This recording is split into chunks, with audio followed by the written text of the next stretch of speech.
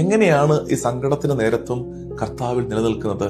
ചില നേരത്ത് പ്രാർത്ഥനകൾക്ക് മൗനം കൊണ്ട് സ്വർഗം നമ്മളെ തോൽപ്പിച്ചു കളയുമ്പോൾ കർത്താവിന്റെ സാന്നിധ്യത്തിൽ നിന്ന്, ആ ശരണപ്പെടലിൽ നിന്ന് അണുവിട ചലിക്കാതെ അവിടെ തന്നെ ആയിരിക്കുന്ന ഒരു ശൈലി ഉണ്ടല്ലോ, അതിന്റെ പേരാണ് പെർസിവറൻസ്, നിലനിൽപ്പ്.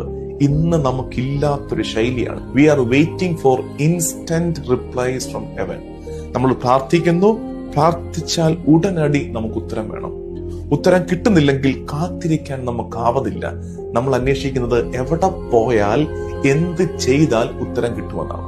അതുകൊണ്ട് കാനാൻകാരൻ നമ്മളെ പഠിപ്പിക്കുന്നത് മൗനം മറുപടിയാകുമ്പോഴും, ആ നിഷേധം സങ്കടപ്പെടുത്തലുകൾ തുടർക്കഥയാകുമ്പോഴും കർത്താവിന്റെ സന്നിധിയിൽ തന്നെ ഉറച്ചു നിൽക്ക്.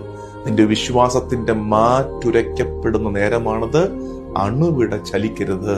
നിന്റെ വിശ്വാസത്തെ, നിന്റെ ശരണപ്പെടലിനെ കർത്താവ് മാനിക്കും. കർത്താവ് ഉത്തരം തരും.